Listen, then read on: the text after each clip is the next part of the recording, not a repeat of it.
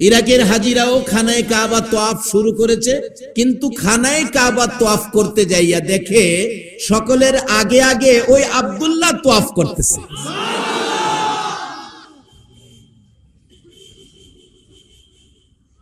ইরাকের হাজিরা তো আশ্চর্য, আর একই ব্যাপার, হ্যাঁ কইলো আইতো না, এখন সকলের আগে সে তোয়াফ করতেছে। তোয়াফের কাজ শেষ করেই তারে আমরা জিজ্ঞেস করব, কইলো আইতো না, এখন আইলো কিভাবে? তোয়াফ শেষ করে দেখে আব্দুল্লাহ নাই। জামাতে দাঁড়াইছে নামাজ পড়বে, দেখে হগলের আগেই দেখে আগের কাতারও আব্দুল্লাহ দাঁড়ায় রইছে। কইলো হ্যাঁ আইতো না, নামাজ থেকে চাই রইছে, সালামটা ফিরাই দরমু, সালাম ফিরাইলে আব্দুল্লাহ নাই। মদিনায় গেছে একই অবস্থা, নামাজের আগের কাতারে আব্দুল্লাহ। খালি ইরাকের মুসল্লিরা হাজিরা চায়া থাকে আব্দুল্লাহর পাই, সালাম ফিরাইই ধরবো। অনেক মুসল্লি আছে না নামাজের থেকে ওই দিক সেদিক চায়, আপনাদের এদিকে আছে কিনা জানি না, আমাদের এদিকে আছে। আমার এক মুসল্লি আছে নামাজের থেকে হ্যাঁ সব দেখে, আবার তার জুতার কাছে যদি কেউ জুতা রাখে একবারে কাইতে দেয়। আবার একদিন কইতাছে আমার জুতা নিয়েন না, নামাজের থেকে কথা কয়। আরেকদিন বুঝি থুতু জমছে মুখের মধ্যে, কি করবো সে থুতু লইয়া নামাজের ভিতরে, নামাজ লইয়া ওই মসজিদের বাইরে গেছে, বাইরে গিয়া খাতির জমা কাইসা ফাইসা একবারে থুতু পরিষ্কার করে নামাজ ছাড়ছে না, আইসা আবার কাতারও দাঁড়াইছে। সরল মানুষ আর কি, কত বেচারা নামাজ পড়ে। আমরা তো জ্ঞানী, ওয়াও অনেকে গেলাম নামাজ পড়ি না। ইরাকের হাজিরা কয় সালাম ফিরাই তোমারে দরতা চিরা হোক, সালাম ফিরাইয়া দেহে আব্দুল্লাহ নাই। টেনশন করে হজ শেষ করে বাড়িতে আসলেন। 5 লক্ষ হাজি হজ করেছে, ইতিহাস লেখে ওই 5 লক্ষ হাজি হজ করে বাড়িতে গেলেন। ইরাকের হাজিরা বাড়িতে গিয়ে সবাই আব্দুল্লাহর বাড়িতে গেছে, তুমি কইলা হজ করতে যাইতা না, কিন্তু সব জায়গায় তোমারে আগে দেখছি, মিথ্যা কথা কইলা? আব্দুল্লাহ বলে, চাচা আমি জীবনে কোনোদিন মিথ্যা কথা কই না, দেখলাম তো তোমারে, কি বলবো, আমি তো যাই নাই। টেনশন নিয়ে হাজিরা বাড়িতে গেছে। আল্লাহ পাক রাত্রে স্বপ্ন যুগে ফাইসালা দিতেছে, ও হাজিরা তোমরা এই বছর ইরাকে সহ সারা পৃথিবীর থেকে 5 লক্ষ হাজি মক্কা মদিনায় হজ করতে আসছো, কিন্তু তোমাদের একজনের হজও আমি আল্লাহ এই বছর কবুল করি নাই। তবে একটা হজ কবুল করেছি, যেটা ইরাকের জমিনের আব্দুল্লাহ নামের ব্যক্তিটা, অথচ মক্কা মদিনায় যায় নাই। হজের টাকাগুলো আওলাদে রাসূলকে ভালোবাসা দিয়েছে। আরে হাজিরা, আমি যার ভালোবাসায় কুল কায়নাত সাজাইলাম, ওই নবীর আওলাদ, ওই নবীর বংশের ভালোবাসায় হজের টাকাগুলো আওলাদে রাসূলের বাড়িতে পৌঁছাইয়া দিল। আব্দুল্লাহ মক্কা মদিনায় আসলো না, সব টাকা দিয়ে দিল। আমি আল্লাহ সহ্য করতে পারলাম না, মক্কা মদিনার থেকে ইরাকের আব্দুল্লাহর জন্য মক্কা মদিনার হজ প্যাকেট করে আব্দুল্লাহর বাড়িতে পাঠাইয়া দিয়েছি। যেই নবীর আওলাদের ভালোবাসায় গেলে মক্কা মদিনার হজ আমার আল্লাহ প্যাকেট করে ইরাকের জমিনে পাঠাইয়া দিতে পারে। আজকে সেই নবীর ভালোবাসায় কিছু সময় দিতে পারলে আমাদের 2 দাবি কি আমার আল্লাহ পুরা করতে পারবে না? আমার আল্লাহ নাকি ইরাকের হাজিরা রে, সমস্ত পৃথিবীর হাজিদেরকে জানিয়ে দিলাম, তোমাদের 5 লক্ষ হাজির হজ একটাও এই বছর কবুল হয় নাই, শুধু আব্দুল্লাহর হজ ইরাকে জমিনে রেখে আওলাদে রাসূলের ভালোবাসার বিনিময় কবুল করেছি। ওই হজটা কবুল করতে যাইয়া তোমাদের 5 লক্ষ হাজির হজ আমি আল্লাহ কবুল করেছি।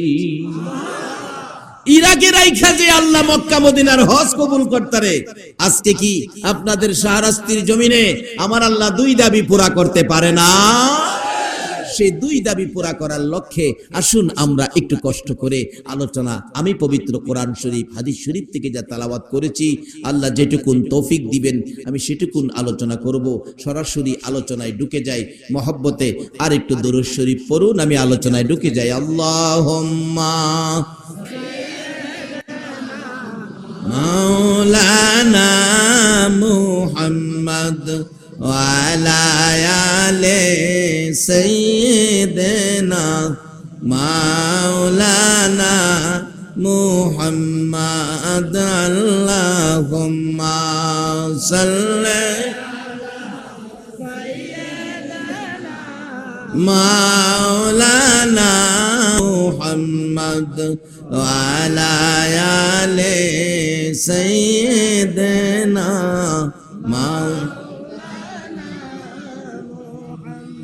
আপন আপন করারে মন কে আছে তোর আপনা উম্মতের দরদি নবী শুয়ে আছেন মদিনা আল্লাহুম্মা সাল্লি মাওলানা বলগল উলা বিকামালিহি কশফত দুজা বিজামালিহি হাসনাত জামিউ খিসালিহি সাল্লাল্লাহু বাবারা ভাইরা আলোচনা অনেক শুনেছেন। আমি শেষের দিকে আপনাদের সাথে সাক্ষাৎ, এই এলাকায় আমি আর আসি নাই। আপনাদের জন্য আমিও নতুন, আমার জন্য আপনারা নতুন। কি আলোচনা করব আমি ভাবতে পারতেছি না। যাই হোক, আমার থেকে আমি আল্লাহর ইচ্ছায় মদিনাওয়ালার দয়ায় যেই আয়াতটুকুন কোরআন শরীফ থেকে ছোট্ট ছোট্ট কয়েক টুকরা হাদিস শরীফ থেকে তেলাওয়াত করেছি, আল্লাহ যেটুকুন তৌফিক দিবেন আমি সেটুকুন আলোচনা করব। পবিত্র কোরআন শরীফ থেকে সর্বপ্রথম আমার তেলাওয়াত ছিল কুল্লু নাফসিন যায়িকাতুল মাউত। আল্লাহ পাক সকল প্রাণীর উদ্দেশ্যে একটা ঘোষণা দিয়েছেন, সকল প্রাণী একদিন মৃত্যুর কূলে ঢলে পড়তে হবে। আমরা সকলকে যে একদিন মরতে হবে, এই কথাটা কি রাইট? ঘোষণাটা কে দিলেন? কোরআনের কথাগুলো কার? জমিনটা যার, ঘোষণাটা তার। জমিনটা যার, ঘোষণাটা। এই জমিনের মালিক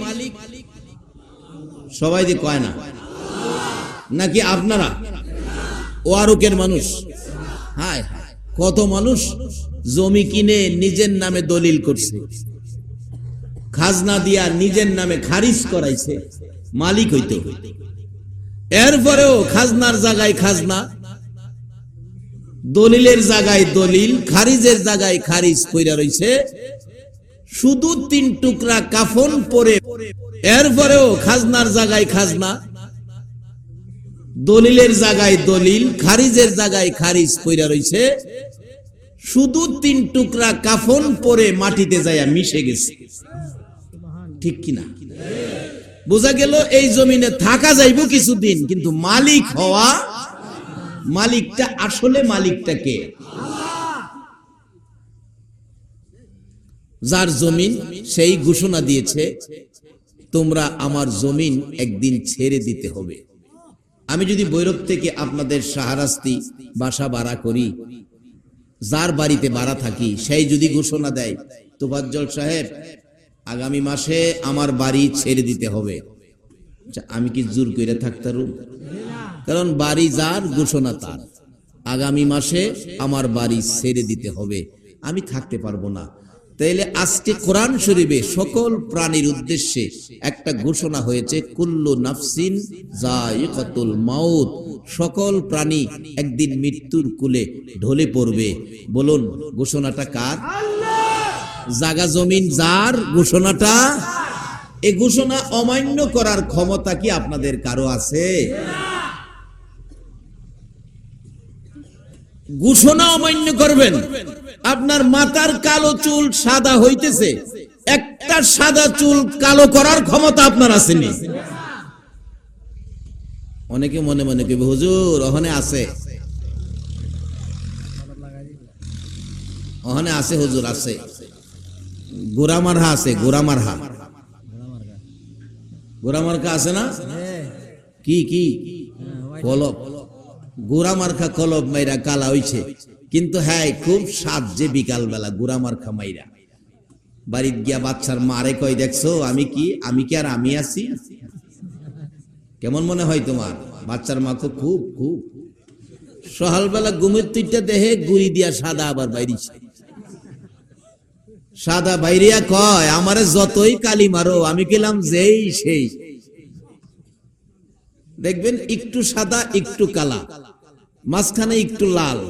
কন্ত এটা কি সুন্দর দেখা যায় না বিশ্রী দেখা যায়? শিয়ালের লম্বার মতো দেখা যায়। কিন্তু আল্লাহ যা দিছে তার উপর কারো কোনো ক্ষমতা নাই। তাই সেই মালিক ঘোষণা করেছে সকলকে একদিন মৃত্যুর কোলে ঢলে পড়তে হবে। আমরা কি সেই কথাটা মানলাম? তাহলে ওয়াজ এখানে সংক্ষেপ করি, না হয় সময় বেশি লাগবো। এর মধ্যে ওয়াজ করলে 2 ঘন্টা যাব, আমি সংক্ষেপ করছি। আমরা যে মরে যাব এই কথাটা সকলে মানলাম তো? যদি না মানেন আল্লাহ আরো ওয়াজ করব, আরো ওয়াজ। কি ওয়াজ করব? কোরআন শরীফ, খুলিকাল ইনসানু যায়ীফা, এই মানুষ আমি তোমরারে দুর্বল করে বানাইছি। যদি জিগান দুর্বল কইরা কেন বানাইলেন, এই কথাই কইব তোমরা তো মইরা যাইবাগা, মইরা যাইবাগা, এটারে তো সবল করে লাভ নাই। যেমন বাস্তবে আসুন, আজকে এত বড় প্যান্ডেল মাত্র কয়েকটা বাঁশের খুঁড়ি দিছে। আচ্ছা, এত বড় টিনের ঘর যদি করতো, খুঁড়িগুলি কি এরকম হালকা দিত? তাইলে এই আজকে এত বড় প্যান্ডেলের খুঁড়ি এত হালকা, এত কম খুঁড়িতে বানাইলো কেন? কেন? কারণটা কি? এটা অল্প সময়, কালকা সকালে ভেঙে লাইব, সুযোগ পাইলে রাইতে ভেঙে লাইব। এই জন্য এটারে হালকা করে কয়েকটা বাঁশের খুঁড়ি দিয়া বানাইছে। কেন? এটা ভেঙে লাইব। আল্লাহ কয় তোমরাও দুর্বল করে বানাইছি, কেন? তোমরা মরে যাইবা। যদি জিগান হুজুর বাঁশের খুঁটি দিয়া ভেঙে লাইব দিকে বানাইছে, আল্লাহ আমরা মরে যাবো দিকে আমরারে কি দা বানাইছে? লন জিগাই আল্লাহরে আপনারা আছেননি, রাজি আছেননি? কারণ অন্য নবীর উম্মতের আবার আল্লাহরে কিছু জিগাইবার সাহস পাইছে না, আখিরি নবীর উম্মতে জিগাইবার সাহস আছে। আল্লাহ তোমার কাছে জিজ্ঞাস্য আমরা দুর্বল করে কিদ্দা বানাইছো? প্যান্ডেলের খুঁড়ি বাঁশের ফালাই দিছে, কিন্তু আমরারে কিদ্দা দুর্বল করে বানাইছো কও? আল্লাহ কইতাছে, শুনেন না, কইতাছে তো কোরআন শরীফ, ইন্না খলাকনাল ইনসানা মিন নুতফা। বান্দা এমন এক দুর্গন্ধযুক্ত দুর্বল জিনিস দিয়া তোরে বানাইছি, বাহাদুরি করিস না, অহংকার করিস না, আমার ঘোষণাটা মাইন্না নে, তোরা মইরা যাইবি। বলুন, আমরা যে মরতে হবে আর কোনো আপত্তি নাই তো? মরবেন যে, কোন দিকে মরবেন? একটা দিক লইয়া তো যাইতে হইব। আল্লাহ পাক একটা দিক আমাদের উদ্দেশ্যে ঘোষণা করেছেন। সেই দিকটা কি? ইয়া আইয়ুহাল্লাযীনা আমানু দুখুলু ফিস-সিলমি কাফা। ও ঈমানদার বিশ্বাসী নর নারী, মেয়ে পুরুষ, মাগো ও ওয়ারকের মা বোনেরা, তোমরাও কইতাছে তোমরা ঘুমায়ও না, বলে হেরারই বিপদ যা আছে আমরা ঘুমাই। মা, যেই ঘরে রঙের শাড়ি পরে বউ হইয়া ঢুকছো, এই ঘর থেকে তোমাকে একদিন সাদা কাফনটা পরাইয়া বিদায় করে দিব। এই ঘরে আর জীবনে আসতে দিবে না। তোমাদের উদ্দেশ্যেও বলতেছে, কি বলতেছে? ঈমানদার বিশ্বাসীরা পুরাপুরি ভাবে তোমরা ইসলামে দাখিল হও, ইসলামে প্রবেশ করো। আল্লাহ আবার বলছে ইসলামটা আমার মনোনীত ধর্ম, ইন্নাদ দীনা ইনদাল্লাহিল ইসলাম। আল্লাহর মনোনীত ধর্ম ইসলাম। সেই ইসলামে ঢোকার জন্য পুরাপুরি ভাবে আল্লাহ আমাদেরকে ডাকতেছে। তাহলে বোঝা গেল খালি ঢুকলে হবে না, ইসলামে পুরাপুরি ভাবে ঢুকতে হবে। আমানু ডাকছে, ঈমানদারদেরকে বলতেছে পুরাপুরি ভাবে। তাহলে বোঝা গেল ঈমানদারের ভিতরেও ইসলামে ঢোকা ব্যাপারে কিছু বেজাল মনো আছে। আছে না? আপনাদের এদিকে আছে কিনা জানি না, আমাদের এদিকে আছে। ইসলাম কিছু বেজাল করে, কিভাবে করে আইতাছি সামনে। যেমন আল্লাহ বলছে, এই আমার ইসলামটা বোঝানোর জন্য, ইসলাম পুরাপুরি ভাবে ঢোকার জন্য, ইসলাম সিস্টেম মাফিক ব্যবহার করার জন্য আমি একটা ক্যাটালগ দিছি। এই ক্যাটালগটা হলো কোরআন। ইসলাম বুঝার ক্যাটালগটা কি? আপনি দেখেন একটা মোবাইল কিনলেও মোবাইলের দোকানদার একটা ক্যাটালগ বই দেয় সাথে, কিভাবে চার্জ করবেন, কিভাবে মোবাইলটা ব্যবহার করবেন। আল্লাহ বলেন আমার ইসলামটা, আমার মনোনীত ইসলামটা কিভাবে তোমরা পুরাপুরি ঢুকবে, ব্যবহার করবে, বুঝে নিবে, এই জন্য ক্যাটালগ দিলাম কোরআন। আর কোরআন যদি তোমরা বুঝতে কষ্ট হয় তাহলে ক্যাটালগের সাথে আমি একজন ইঞ্জিনিয়ার আমার পক্ষ থেকে পাঠাইলাম। এই ইঞ্জিনিয়ার হলো নবী মুহাম্মাদুর রাসূল। শুধু পাঠাইছে না, ঘোষণাও দিছে, অমাইয়ুতির রাসূলা ফাকাদ আতাআল্লাহ, তোমরা আমার এই রাসূলের কথাগুলি মানো। ঘোষণাটা কার? আল্লাহর। এই নবীর কথা ইসলাম বুঝতে গেলে এই নবীর কথা পুরাপুরি ভাবে আমাদের মানতে হবে, আল্লাহর ঘোষণা। কিন্তু না মানবেন, মানবেন তো না, আরো মনে যা চা তা ব্যবহার করবেন। কত লোক এই নবীর ওই মানতে রাজি না, তা সেই সঠিক ইসলাম পাইব কোথেকে? নবীরে সম্মান ইজ্জত আল্লাহ যা দিছে হ্যাঁ দিতে রাজি না। কই নবী মার গড়তে হইছে, আমরাও মার গড়তে হইছি। নবী বিবাহ শাদী করছে, আমরাও বিবাহ শাদী করছি। দেখেন কইতে কই আনতাছে, দেখেন। আরে এতই যদি তুমি নবীকে দুর্বল মনে করো, তোমার মতই হয়ে গেল, তাইলে নবীজির নাম আজানের মধ্যে আছে। তুমি কত বড় বাফের বেড়া হইছো, একদিন তোমার নামটা ফজরের আজানে লাগাও না দেখি। এগুলি না, ইসলাম বুঝার জন্য মানতে হবে নবীজিকে। ইসলাম বুঝার ইঞ্জিনিয়ার হলো আমার আপনার নবী, উম্মতের দরদি। আপনারা কি সেই নবীর কথা মানবেন না মানবেন না?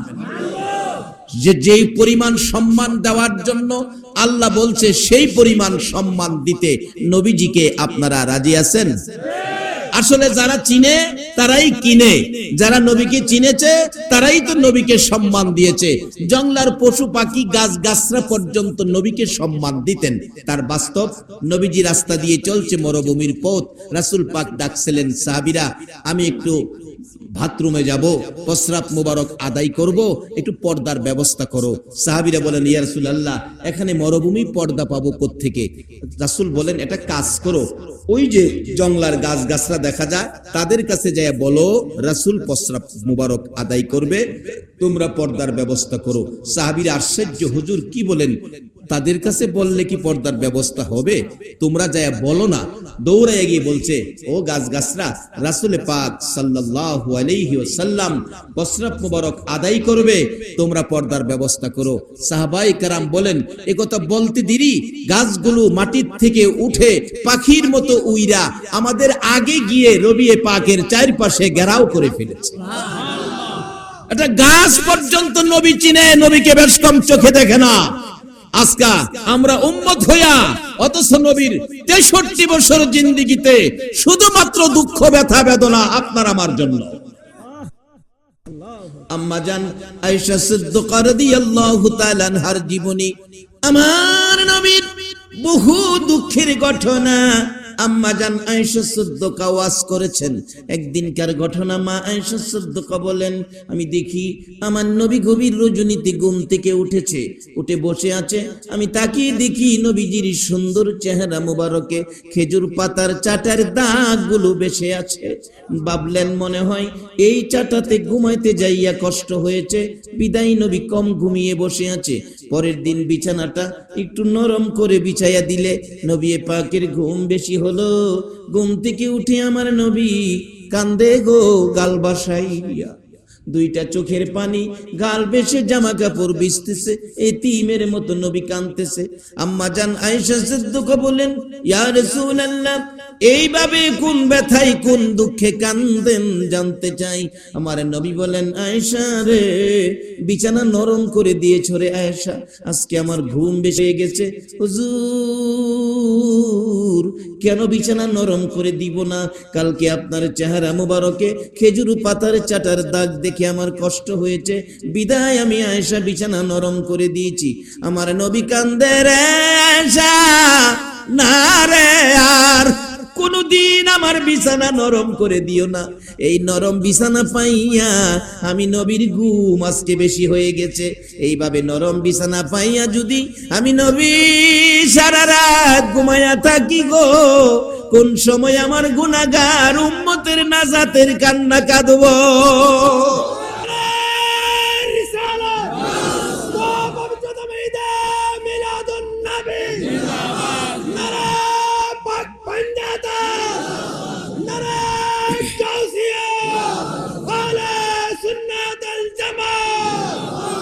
যেই নবী আরামের বিছানায় জীবনে কোনোদিন পিঠ লাগায় নাই আপনার আমার ব্যথায়, সারা রাত ঘুমায় নাই আপনার আমার ব্যথায়, এই নবীর কথা মানা, নবীর পক্ষে যাওয়া, নবীকে ভালোবাসা দেওয়া, বলুন আমাদের দরকার আছে কিনা? আম্মা জান আয়েশা সিদ্দিকা বলেন, শুধু এটাই শেষ নয়, আমি নবীজির শত শত ঘটনা, উম্মতের ব্যথার খবর আমি আয়েশা বলতে পারি। একদিনকার ঘটনা না বললেই হয় না। আমার নবী গোসল করে হুজরায় ঢুকলে অনুমতি চাইলেন মা আয়েশা সিদ্দিকা, ইয়া রাসূলুল্লাহ, আপনার চেহারা মুবারকে তোল মালিশ করব, অনুমতি দেন। অনুমতি পাইয়া তোল মালিশ করার জন্য কাছে বসে দেখে গো, আমার নবীর চেহারা এত সুন্দর, চোখ ফিরানো যায় না। এক নজরে তাকিয়ে দেখে, মাঝে মাঝে দেখে গো, কালো কালো দাগ চামড়ার ভিতরে গর্ত হইয়াছে। আঙ্গুল টুকুন ওই গর্তের উপর রেখে প্রশ্ন করতেছেন আম্মা জান আয়েশা সিদ্দিকা, ইয়া রাসূলুল্লাহ, এই দাগগুলো এত সুন্দর চেহারার মধ্যে কোত্থেকে আসলো? হুজুর, ছোটকালে কি কোথাও কোনো ব্যথা পেয়েছিলেন? ছোটকালের ব্যথার দাগ বড় হইলেও যায় না। আমার নবী মুখটা ফিরাইয়া মা আয়েশার দিকে তাকাইয়া চোখের পানিগুলো এতিমের মতো জর্জর করে ছাড়তেছে। আয়েশা গো, এ দাগের কথা আমারে প্রশ্ন কইরো না গো আয়েশা, এই দাগের কথা মনে হইলে আমার কলিজা মানে না। রে আয়েশা, এই দাগগুলো ছোটকালের ব্যথার দাগ নয় রে, এই দাগগুলো হলো তাইবের জমিনের যুবকদের পাথরের আঘাতের দাগ। বিনা অপরাধে, বিনা দোষে, বিনা কারণে রে আয়েশা আমাকে চারদিক ঘেরাও করে, চারদিক থেকে পাথর মারলো রে। এত অনুরোধ করেছি, যুবকেরা রে, আমারে কোন অপরাধে মারো, কোন দোষে তোমরা এইভাবে আমারে মারো? আর মাইরো না, আমি সহ্য করতে পারি না। তোমরা কি জানো না, আমার মা নাই, আমার বাবা নাই। আরে আয়েশা, কোনো কথাই তারা শুনলো না। আমাকে মারতে মারতে 3 বার করে বেহুশ করেছে। ওই পাথরের আঘাতের দাগগুলো আমার চেহারায় লেগে আছে। আম্মা জান আয়েশা সিদ্দিকা বলেন, ইয়া রাসূলুল্লাহ, এই দাগগুলি যদি তায়েবের জমিনের মায়ের দাগ হয়, এই দাগ দেখলে এখন আমারও ব্যথা হবে, দুঃখ হবে। হুজুর, আমি জানি আপনার দোয়া আমার আল্লাহ কবুল করেন, একটু দোয়া করে দেন, দাগগুলি যেন আমার আল্লাহ পরিষ্কার করে দেয়। আমার নবী কান্দে, রে আয়েশা, না, এই কথাটা আমার আর কোনোদিন বলবি না রে। এই কষ্টের মায়ের দাগ আমি দোয়া করে পরিষ্কার করব না। হাসরের জমিন যেদিন কায়েম হবে রে, আধা দুপুরে সূর্য নেমে আসবে, সূর্যের তাপে মাটি তামা হয়ে আগুন জ্বলতে থাকবে, পানির পিপাসায় জিহ্বা বাহির হইয়া পায়ের নিচে চলে যাবে, মগজ গলে গলে নাকে মুখে কানে দিয়া বাহির হবে। ওই দিন আমার গুনাহগার উম্মতেরা রে, নবী কই, নবী কই বলে কাঁদবে। এই কান্নার আওয়াজ যখন আমার কানে লাগবে রে আয়েশা, আমি নবী সইতে পারবো না।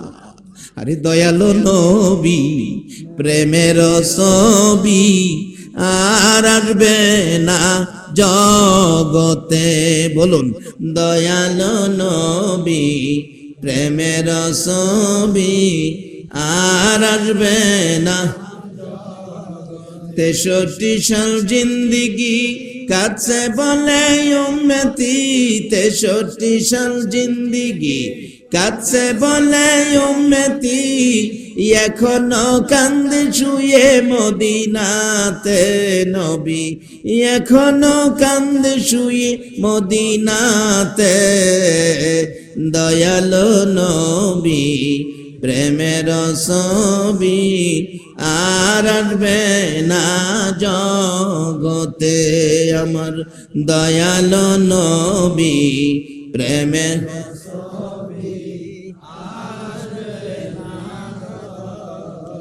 আমার নবী বলেন, আয়েশা, উম্মতেরা যখন বিপদে পড়ে নবী কই, নবী কই বলে কাঁদবে রে, এই কান্না আমি নবী ছাড়া হাসরের ময়দানে কেউ দেখবে না। আমার উম্মতের কান্না আমি ছাড়া কেউ শুনবে না। আমি আমার বিপদগামী উম্মত গুলো লইয়া আল্লাহর আরশের কিনারে যাইয়া দাঁড়াবো। আয়েশা রে, তাইবের জমিনের পাথরের আঘাতের এক একটা দাগের বিনিময় আমার কোটি কোটি গুনাহগার উম্মতের নাজাতের দাবি করব। আমার আল্লাহ বলেন, বন্ধু গো, তাইবের জমিনের পাথরের আঘাতের দাগগুলো উম্মতের নাজাতের জন্য রেখে দিলা। ও বন্ধু, আমি আল্লাহ তোমারে কত ভালোবাসি। তোমার 63 বছর জিন্দেগির মধ্যে কোনদিন তোমার সুন্দর চেহারায় আমি আল্লাহ একটা মশা মাছি বসতে দেই নাই, একটা পোকা মাকড় কামড় দিতে দেই নাই। ওই চেহারার পাথরের আঘাতের দাগ উম্মতের নাজাতের জন্য রেখে দিলা। যাও বন্ধু, কথা দিলাম, তোমার উম্মত যারা হবে, তোমাকে যারা ভালোবাসবে, তোমার পক্ষে যারা থাকবে, তোমার আদর্শে যারা চলবে, তোমার উম্মতের পরিচয় পাইলেই আমি আল্লাহ তোমার উম্মত বলে আমি মাফ করে দিব। রব্বুল আলামিন এই পর্যন্ত কষ্ট করে তোমার আদরের বান্দারা আখিরি মোনাজাতের অপেক্ষায় 2টা হাত মোনাজাতে বাড়াইলো। আল্লাহ গো, আমি জানি না কার মনে কি দুঃখ, কার মনে কি ব্যথা, কার জানি মনে দুঃখ আছে। হুজুর, কতজনের মা আছে, আমরার মা নাই, মা নাই।